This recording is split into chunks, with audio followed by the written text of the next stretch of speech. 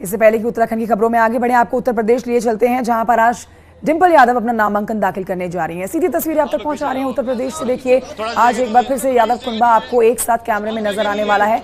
एक ही गाड़ी में इस समय सवार हैं रामगोपाल यादव, अखिलेश यादव। आज डिंपल यादव का नामांकन होना है। नामांकन दाखिल करने के लिए डिंपल यादव पहुंची हुई हैं। सीधी तस्वीरें आप तक, एक्सक्लूसिव तस्वीरें आपको दिखा रही हैं। और एक ही गाड़ी में पूरा यादव कुनबा आप देख सकते हैं इस समय मौजूद है। डिंपल यादव जो कि समाजवादी पार्टी की तरफ से मैनपुरी लोकसभा उपचुनाव में कैंडिडेट घोषित की गई हैं, आज नामांकन दाखिल करने के लिए पहुंची हुई है। आप इन तस्वीरों में देख सकते हैं रामगोपाल यादव, प्रोफेसर रामगोपाल यादव इस समय गाड़ी में मौजूद हैं। इनके साथ ही अखिलेश यादव भी बैठे हुए हैं। समाजवादी पार्टी के मुखिया अखिलेश यादव, देखिए दूसरे नंबर पर अखिलेश यादव निकले हैं गाड़ी से, और उनके साथ इस समय डिंपल यादव मौजूद हैं जो कि कैंडिडेट घोषित की गई हैं समाजवादी पार्टी की तरफ से मैनपुरी लोकसभा उपचुनाव के लिए। बेहद एक्सक्लूसिव तस्वीरें और शक्ति प्रदर्शन भी आप इसको बता सकते हैं समाजवादी पार्टी की तरफ से जो किया जा रहा है। दूसरी तरफ ये भी जानकारी आपको दें, समाजवादी पार्टी अपने कैंडिडेट के नाम घोषित करने को लेकर ही बीजेपी को अब घेर भी रही है। समाजवादी पार्टी की तरफ से मैनपुरी लोकसभा उपचुनाव के लिए डिंपल यादव इस समय नामांकन दाखिल करने के लिए पहुंची हुई हैं। बेहद एक्सक्लूसिव तस्वीरें आपको दिखा रहे हैं। चाक चौबंद सुरक्षा व्यवस्था यहां पर की गई है। पार्टी के तमाम कार्यकर्ता भी आप यहां पर देख सकते हैं। और अभी आपने देखा कि किस तरह से एक ही गाड़ी से यादव कुनबा इस समय उतरा है। डिंपल यादव, रामगोपाल यादव, अखिलेश यादव आगे बढ़ चुके हैं नामांकन दाखिल करने के लिए। तो आज का दिन समाजवादी पार्टी के लिए बेहद अहम दिन है, क्योंकि आज से आप कह सकते हैं बिगुल बज चुका है मैनपुरी लोकसभा उपचुनाव के रण को जीतने का, क्योंकि अपने पासे तो खोल दिए हैं समाजवादी पार्टी ने। देखिए, आप देख रहे हैं तस्वीरें इस समय डिंपल यादव जो कि कैंडिडेट घोषित की गई हैं, और एक ये बड़ा पासा समाजवादी पार्टी की तरफ से फेंका गया है डिंपल यादव के नाम को घोषित करने से। तो परंपरागत सीट है मैनपुरी लोकसभा, जहां से मुलायम सिंह यादव, समाजवादी पार्टी के संरक्षक दिवंगत मुलायम सिंह यादव यहां से हर बार 1992 के बाद जीत दर्ज करते आए हैं। परंपरागत सीट ये बताई जाती है समाजवादी पार्टी का गढ़ है, और इसी गढ़ में सेंधमारी के लिए भी बीजेपी की तैयारी हो चुकी है। और खबर यह भी है कि कल देर शाम तक बीजेपी भी अपने उम्मीदवारों के नामों का ऐलान कर सकती है। बहरहाल तस्वीरें आप तक पहुंचा रहे हैं, बेहद एक्सक्लूसिव तस्वीर। और देखिए, रामगोपाल यादव के चरण स्पर्श करके डिंपल यादव जो है आगे बढ़ रही हैं। तो ये परिवार की तरफ से एक बहुत ही स्ट्रॉन्ग मैसेज देती हुई तस्वीरें आप कह सकते हैं कि सुबह आपने देखा समाधि स्थल पर पहुंचे थे डिंपल यादव और अखिलेश यादव, मुलायम सिंह यादव की, जहां पर पुष्प अर्पित करने के बाद ये कारवां आगे बढ़ गया था। और अब इस समय ये सीधी तस्वीरें जो आप तक पहुंचाई जा रही है, उसमें आप देखिए गाड़ी से उतरते ही डिंपल यादव ने रामगोपाल यादव के चरण स्पर्श किए हैं, और फिर आगे कारवां बढ़ चुका है। नामांकन दाखिल करने के लिए पहुंची हुई हैं। ये सीधी तस्वीरें आप तक पहुंचा रहे हैं मैनपुरी से लाइव, और थोड़ी ही देर में डिंपल यादव जो है नामांकन अपना दाखिल कर देंगी। यहां से अब जंग शुरू हो जाती है, रण शुरू हो जाता है मैनपुरी लोकसभा उपचुनाव को एक बार फिर से जीतने का। दूसरी तरफ बीजेपी भी तैयारी अपनी पूरी करे हुए है। देखना यह जरूरी हो जाता है कि कल जिन नामों की घोषणा होती है बीजेपी की तरफ से, उनमें कौन मैदान में उतारा जाता है डिंपल यादव को चुनौती देने के लिए।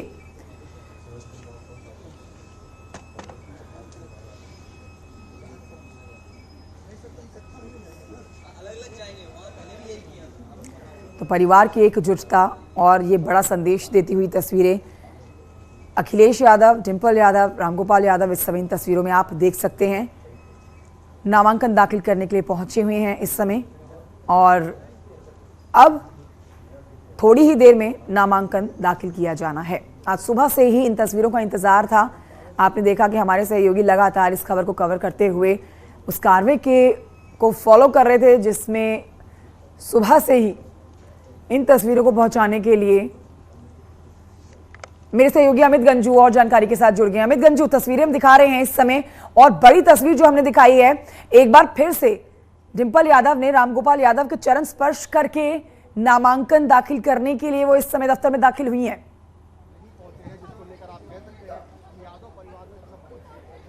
देखिए, मैं आपको बताना चाहूंगा कि जिस घड़ी का तमाम लोगों को इंतजार था और खासकर समाजवादियों को इंतजार था कि नामांकन हो, उस नामांकन 1 बजे का टाइम एक्सपेक्टेड था। 1:31 के आसपास ये गाड़ी की बात की जाए तो व्हीकल से आगे जहां एक और तेज प्रताप थे, वहां पीछे विंडो सीट की बात की जाए तो रामगोपाल यादव, फिर अखिलेश यादव और फिर डिम्पल यादव, तीनों ने उतरने के बाद उन्होंने जहां उनसे आशीर्वाद लिया और उसके बाद मैं अपने कैमरामैन से कहूँगा ठीक सामने का दृश्य दिखाएं और इस तरफ एंटर कर चुके हैं हॉल की तरफ। और यहाँ से अब वो अपना नामांकन दाखिल करने के बाद जिस तरह कहते हैं राजनीति में ताल ठोकने की जो स्थिति थी वो आज थी, और उसके अब से चंद मिनटों बाद या चंद सेकंडों बाद जब ये फाइल हो जाएगा उसके बाद यहाँ आके मीडिया से संबोधित करेंगे। जैसा कि पूर्व में मैंने अपने करोड़ों दर्शकों को बताया कि यहाँ से बिगुल फूका गया था और आज इसका एक ऑफिशियल जिसे कहते हैं बिगुल फूक गया है। और इसके बाद मीडिया को संबोधित करने के बाद यहाँ से डिफरेंट जगहों पर अब उनकी कार्यक्रम रखाए जाएंगे, जहाँ एक और अखिलेश यादव यहाँ के बाद फिर एक बार आश्रम जाएंगे और समाजवादी पार्टी कार्यालय भी जाएंगे। और समाजवादी पार्टी कार्यालय जाएंगे जहाँ उनके सैकड़ों कार्यकर्ता जो खासकर पदाधिकारी हैं, चाहे वार्ड स्तर पे हो,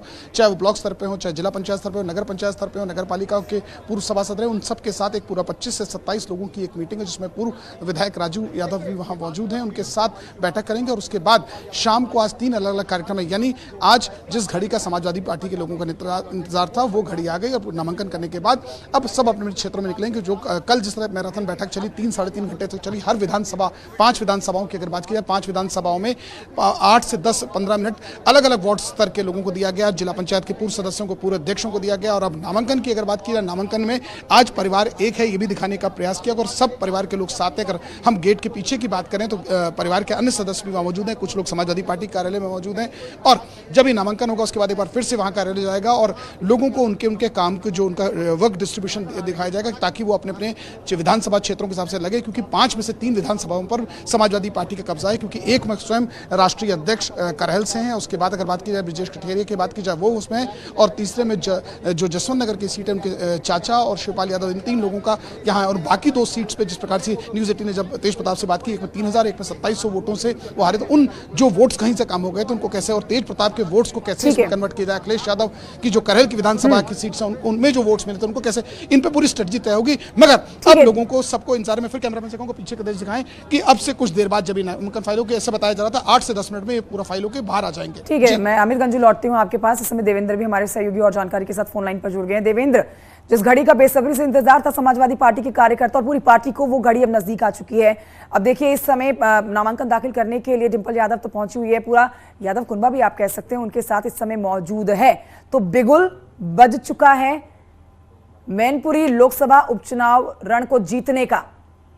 बिल्कुल जी, साफ तौर पर जो आज समाजवादी पार्टी के जो लोग हैं उन्हें इसी घड़ी का इंतजार था कि कब डिम्पल यादव आएंगी और यहाँ पर नामांकन की प्रक्रिया पूरी होगी। और हालांकि जो उनके घर के परिवार के लोग हैं, शिवपाल जी का भी नाम सामने आ रहा था कि कहीं ना कहीं उनकी आने की उम्मीद है, लेकिन वो देर बाद में कार्यक्रम बनते बनते उनका कार्यक्रम कैंसिल हो गया। और उसके बाद जो स्थानीय लोग और उसमें जो प्रस्तावक में एक नाम जो शिवपाल जी का चला था, उसके बाद में तेज प्रताप नाम जुड़ा और उसके बाद में अभी जो चारों प्रस्तावक पहुंच गए हैं। प्रोफेसर रामगोपाल यादव अखिलेश जी के साथ पहुंचे हैं और उसके बाद में अखिलेश और डिम्पल एक ही गाड़ी में सवार होकर पहुंचे। तो जो कार्यकर्ता हैं उनको बेहद उत्साह है इस बात का कि वो सभी लोग एक साथ हैं। इसके अलावा अगर देखा जाए तो चूंकि ये उपचुनाव है और उपचुनाव में ये समाजवादी पार्टी की परंपरागत सीट रही है जिसको लेकर सभी कार्यकर्ता पूरी दमखम से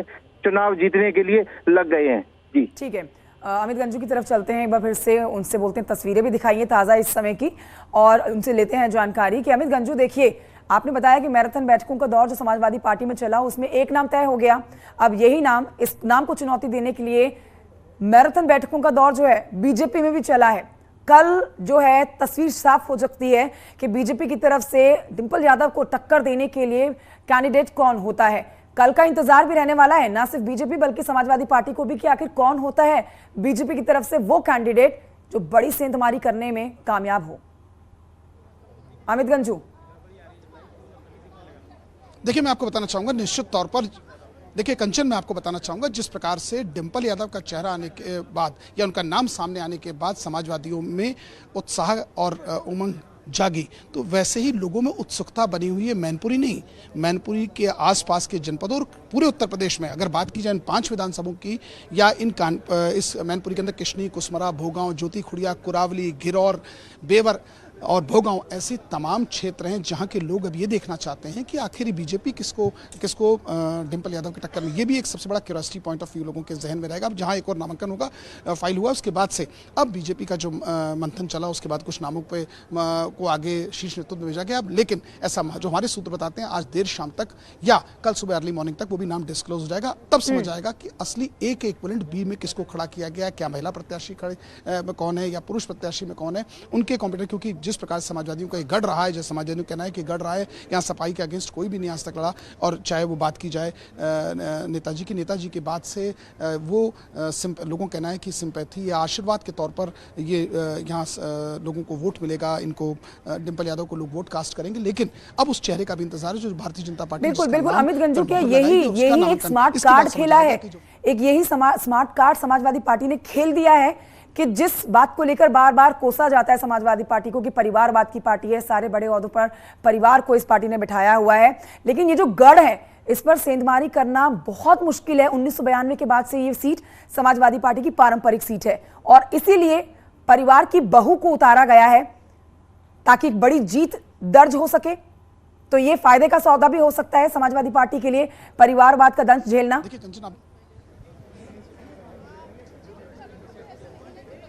आप देखिए, बिल्कुल आपने सही कहा कि जो मास्टर स्ट्रोक खेला गया समाजवादी पार्टी की तरफ से नेताजी की बहू को टिकट देना, क्योंकि नेताजी की बहू पूर्व में भी सांसद रह चुके हैं कन्नौज से, और यहाँ सीट देने के बाद जो कई तमाम अटकलें थी, उसमें तेज प्रताप का नाम था, तमाम लोगों के नामों पर अटकल लगे। अब समाजवादी पार्टी के जो कुछ रूठे थे उनको मनाने का भी जहाँ एक और काफ़ी देर मंथन चला और उन सबको एक कर लिया गया।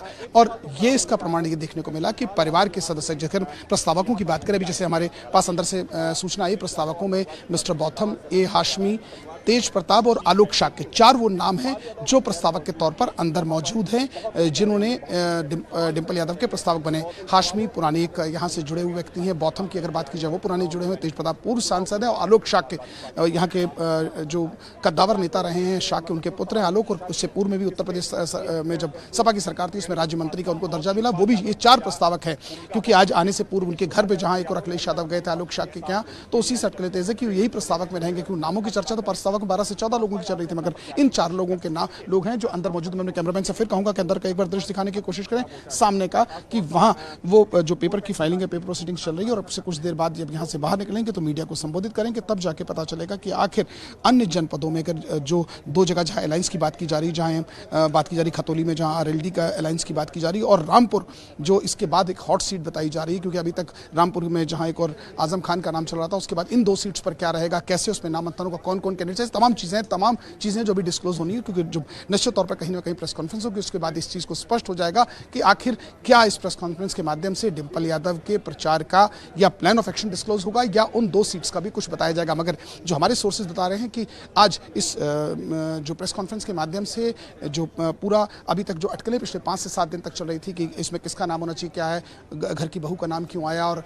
ये जो समाजवादी गढ़, इस पर तमाम चीज़ों पर डिंपल यादव और राष्ट्रीय अध्यक्ष चर्चा करेंगे। राष्ट्रीय अध्यक्ष का इसमें अहम रोल इसलिए क्योंकि उनकी इन 5 विधानसभाओं में एक विधानसभा करहल भी जो पिछले कई दिनों तक चर्चा में रही, उसके अखिलेश यादव जहां से जीते हैं, तो उसके बाद से इसी मैनपुरी लोकसभा में उनकी भी सीट पड़ती है। उसके बाद क्या उस पर भी कोई चर्चा होती है या अन्य सीटों पर, अन्य 2 सीटों पर भी कोई चर्चा करेंगे। ये तो हमारे साथ देवेंद्र भी लगातार बने हुए हैं, सुबह से इस खबर को कवर कर रहे हैं, उनसे और जानकारी लेते हैं। देवेंद्र, देखिए, मास्टर स्ट्रोक तो यहाँ पर समाजवादी पार्टी ने खेल दिया है, लेकिन बहुत बड़ी जिम्मेदारी जो है वो डिंपल यादव के कंधों पर आ गई है, क्योंकि अब सबकी निगाहें, जो उपचुनाव जो होने हैं, सारी ही सीटों पर उपचुनाव बहुत महत्वपूर्ण हो जाते हैं, लेकिन ये एक वो परंपरागत सीट है समाजवादी पार्टी की जिस पर कहा जाता है कि कभी भी ये किला ढह नहीं सकता है, इस पर सेंधमारी नहीं हो सकती है।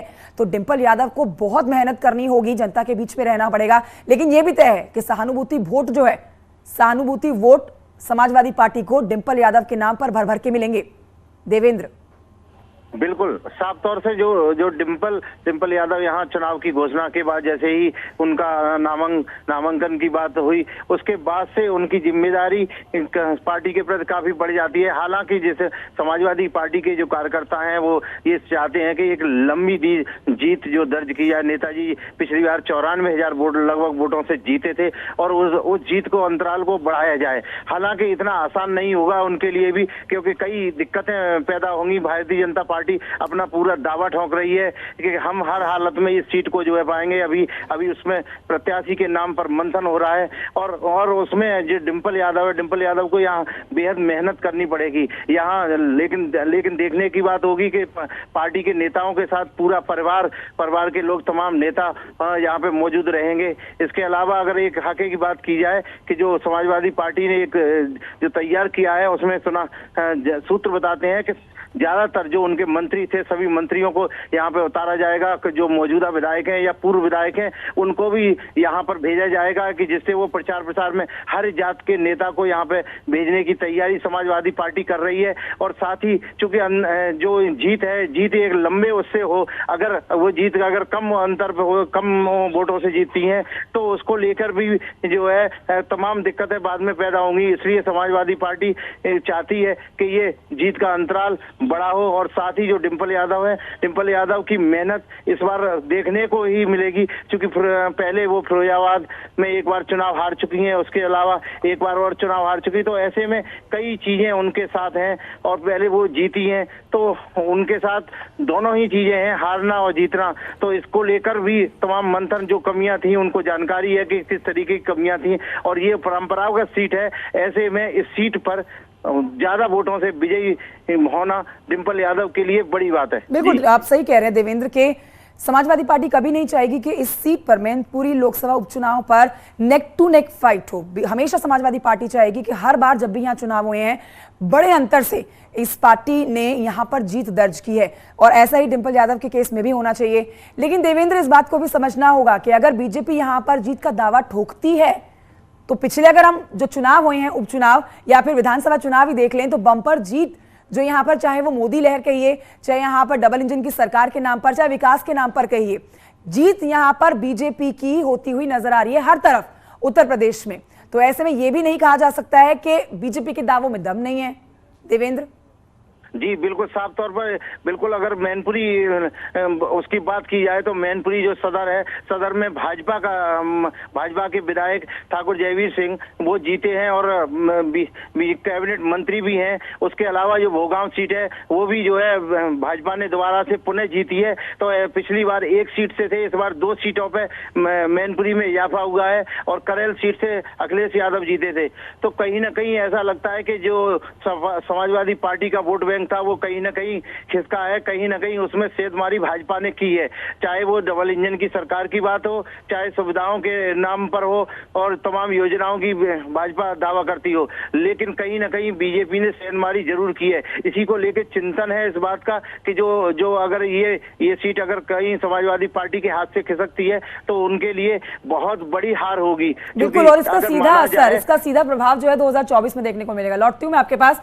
अमित गंजू हमारे साथ लगातार बने हुए हैं। अमित गंजू के पास चलते हैं। अमित गंजू एक बार तस्वीरें दिखाइए और थोड़ा बताइए इस समय क्या हलचल वहां बनी है और कितना समय और कि हम मीडिया के कैमरों के आगे समाजवादी पार्टी अध्यक्ष अखिलेश यादव को देखें। अमित गंजू